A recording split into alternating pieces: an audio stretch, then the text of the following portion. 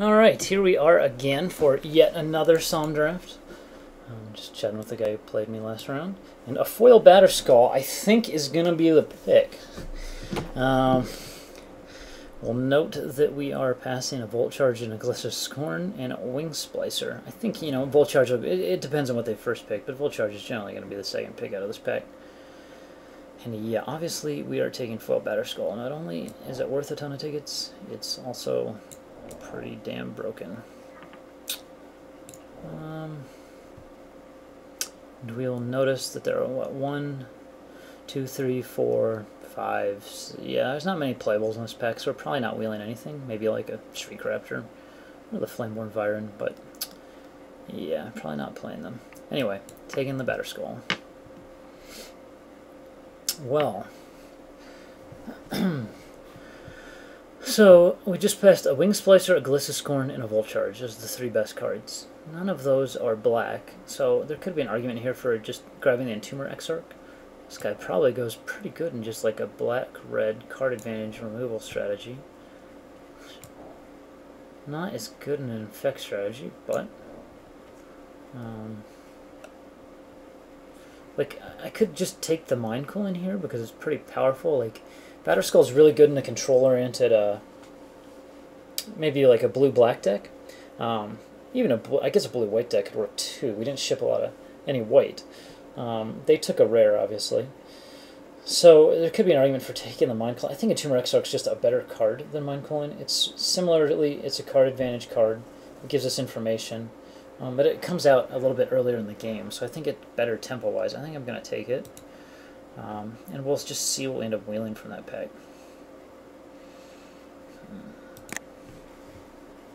I generally don't like plain black-white, so I think Sudra Priest is out here. Though we haven't passed a lot of good white cards, and you notice they only took 2 uncommons from this pack, so I'm really not sure what they grabbed.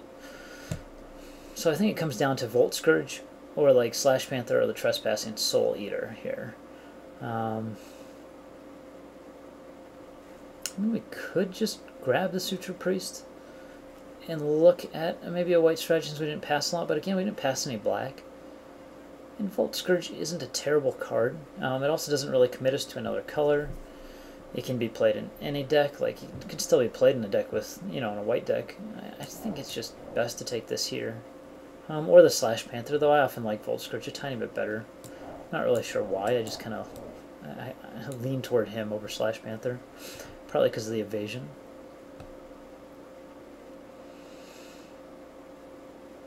And this pack, like if I've passed Volt Charge and Slash Panther, this is a red I've passed.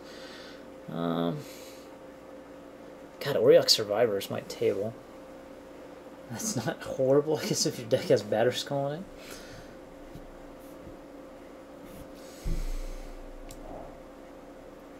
You may attach Auriok Survivors, huh?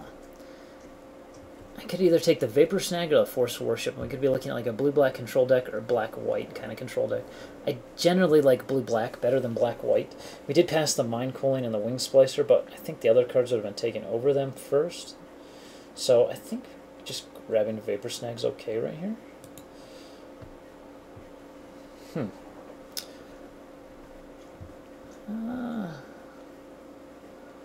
Like, our options here are Deceiver Exarch, the Volt Scourge, and the Gremlin Mine. Exarch's okay. Like, he can be decent. I mean, as a trap, kind of in blue-black control, he's pseudo-removal because he can kill those quick beaters, because he kind of comes out of nowhere. But I think that we don't necessarily want to commit ourselves to blue just yet. And while Wellspring serves a way to get... Like, Wellspring's a strong card, but I think Volt Scourge is just a little bit better in this deck so far. We don't necessarily have a way to use Wellspring yet. And I think these are just better than Gremlin Mine, gosh. Yeah, I'm going to take the Volt Scourge. Like, if we're playing blue-black, I like it a little bit better than Wellspring. I think Guess Verdict here. Again, there could be a argument for, like, Pristine Talisman, because it doesn't commit us, but I think we are committed enough to black, and Guess Verdict is a strong enough card that it's definitely the pick here. Cathedral Memory also not bad, especially, like, it looks like white is coming through, and that doesn't really commit us. Thundering Tornado not horrible when you have a lot of life gain too. But I think, yeah, Guess for X quite clearly the card to pick here.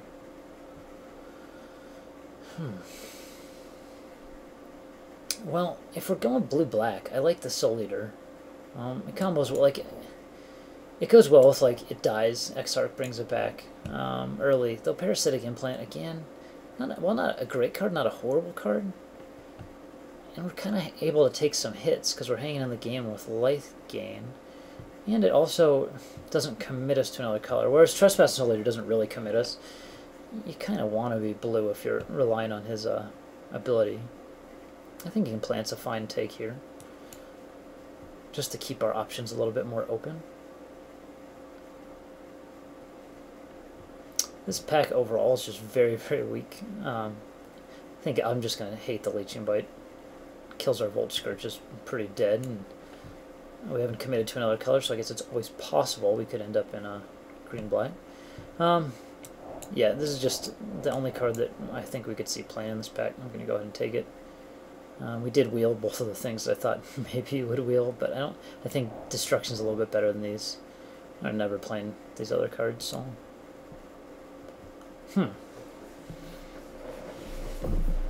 Notice there's another Leeching Bite. I don't think green-black non-infect is that great, but I also don't think Volshock, Refugee, Ogre Mania, or Soul Eater are going to be played, so I think I'm just going to scoop up the Bite and see where we go from there. Again, pack's pretty weak. I'm just going to take the Unwinding Clock. I don't see us playing with Furnace Scamp.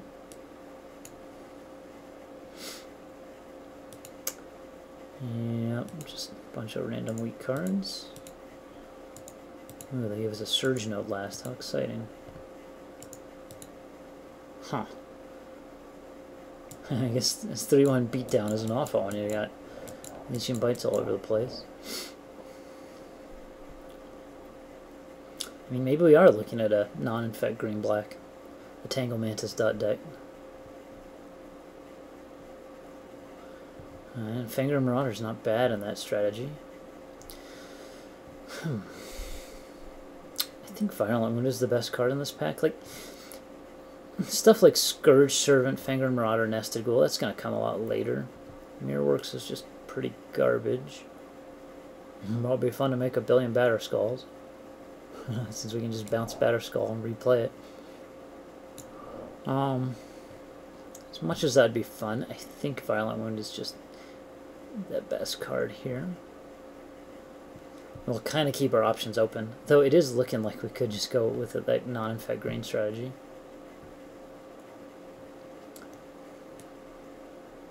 It's funny, we have to first pick this here in this tabled last draft. But yeah, I think it's the best card. Corrupted Conscience. Well, that might cause us to go into blue. We do have the Vapor Snag. They took a common over it, so they probably didn't take the Mind Coal or the Wing Splicer. They probably are in red. I think Conscience is good enough. We're really going to have to... Like, if I abandon this, we could splash, like, Batter Skull, or Destruction, I mean. We're really going to have to get some creatures in here. Though Batter Skull's a creature and Conscience is a creature. Yeah, I think Corrupted Conscience is going to shift us out of that weird green-black strategy and move us right into blue. Go for the Throat's going to keep us right where we are.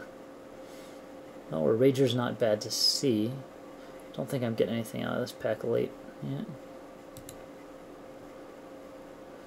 Ooh, too bad Batter Skull doesn't cost 6. Yeah, white looks open too. Well, we're going to need creatures. Gonna hide the Destruction for now. We'll keep it in mind that we have that Destruction. So I think we only have 3 creatures, so I think as much as I want to take Steel Sabotage, Dross Ripper, Treasure Mage might be the best here, because we can get like a Hexblade Golem later maybe. Or just anything that's big. And Dross Ripper and Gust Skimmer, one of those might table. I mean, with the Steel Sabotage in the pack, yeah, someone's probably coming back. I'm going to take him, just on the off chance that we get something else big. Yeah, Pierce Strider's okay.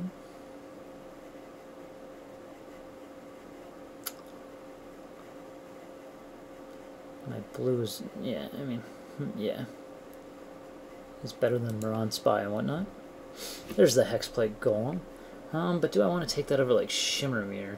Could be kind of cool just to throw a Batterskull out of the blue. Shimmermere's not awful by himself.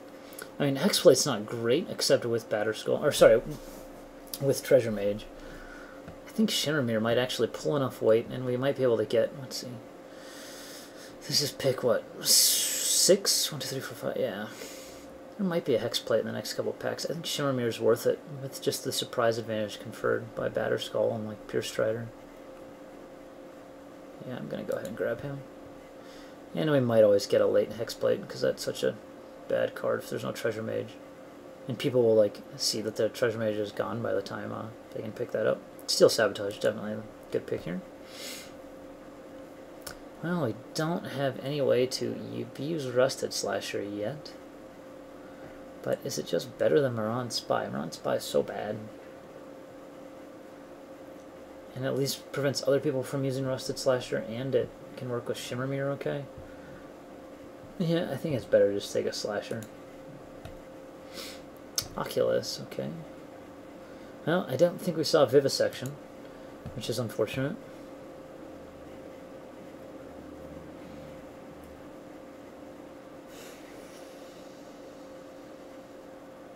Because I really would have loved to see a Vivisection, and now that we got the Oculus.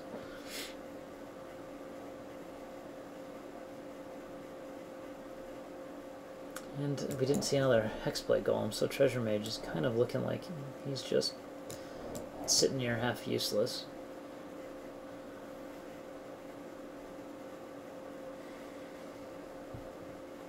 Knowledge Pulse is probably useless, right?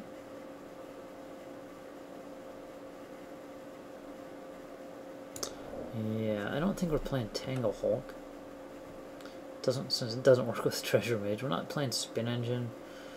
Red's gonna get an option creature anyway. I'm just gonna take the rare. No, nothing else really to do there. I guess Bladed Sentinel here, since we can use him in a pinch.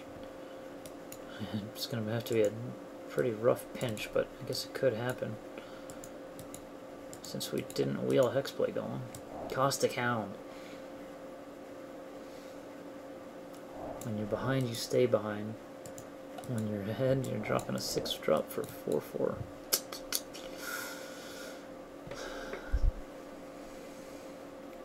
That is caustic for concern. Okay. Huh. Well, just looking at this pack, we're either taking Moriok Replica or we're like splashing Galvanic Blast. Trigon doesn't. Trigon, maybe it's okay with like my Volt Scourges, but we don't have a lot of creatures. And it doesn't really, like, Moriok Replica does help us get to these guys, which are incredibly good. Works with Entomber Exarch. Yeah, it's probably the pick. Though we do have the Destruction and, I mean, we could end up splashing, but I think Replica's gonna be, like, shaking up our mana base that much makes it so that it's not going to be worth it in this deck. Because we've got double blue, double black. We want blue early. Yeah, I'm just going to take the Replica.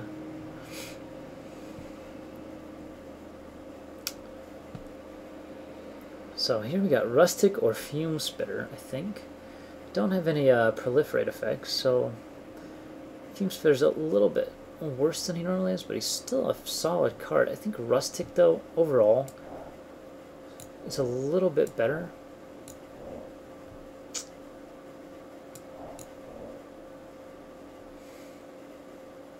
Yeah, we're going to go with the Rustic. Hopefully we get something like the Flight Spellbomb or the Rebuttal back from this.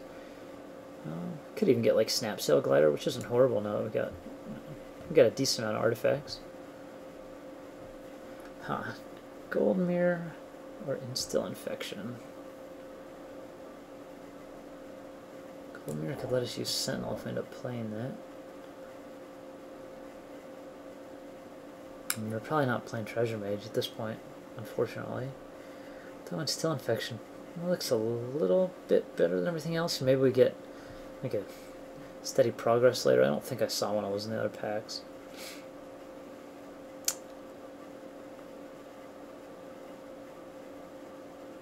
Yeah, I'll go for the Instill Infection over the Mirror first here, just based on our pack. Ugh.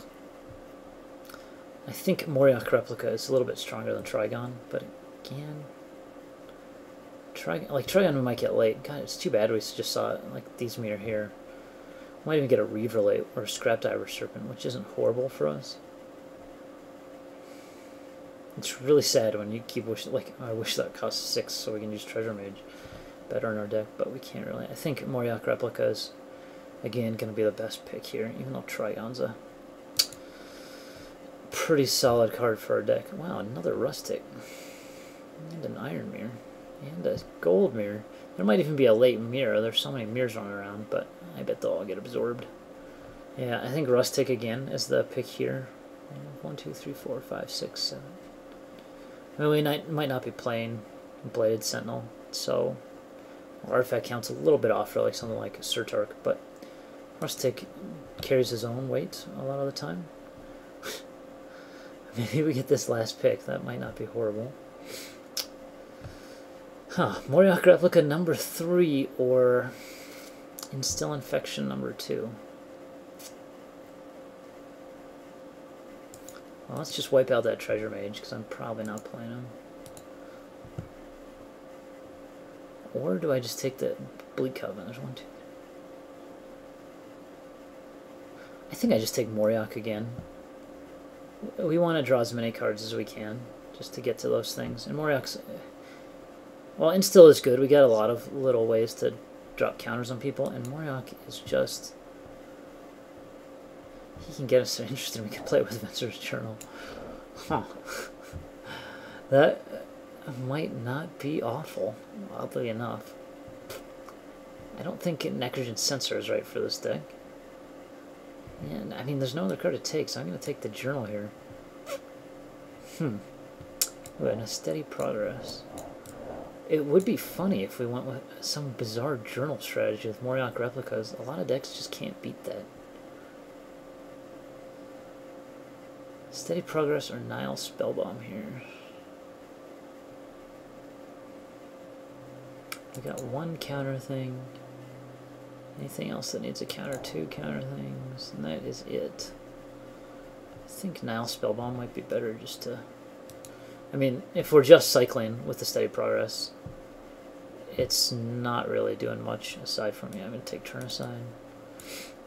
There's the Flight Spellbomb back. Just take some random cards, because, well, Moriok Reaver we might actually use. Yeah, Venser's Journal might not be useless. I don't think I'm playing it, but it could be an interesting sideboard option against decks that just can't handle the life gain. Like, you play that out with Moriok Replicas to refill your hand. If you're gaining like 5 or 6 life a turn, there really isn't a lot some decks can do against that. Alright, well, it looks like I'm not playing it though. That's kind of just a fun pipe dream, and we might actually sideboard it because it could be funny. Huh.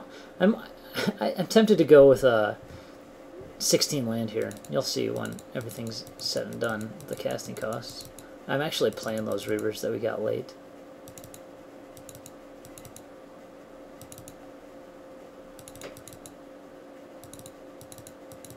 We got the Moriok Replicas and the Moriok Reavers.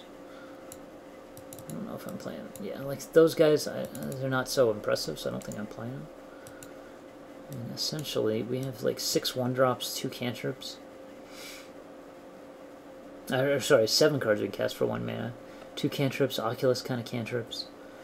We got a lot of stuff we can do with the 2 and 3 drop. I think it's fine just to play a 16 land.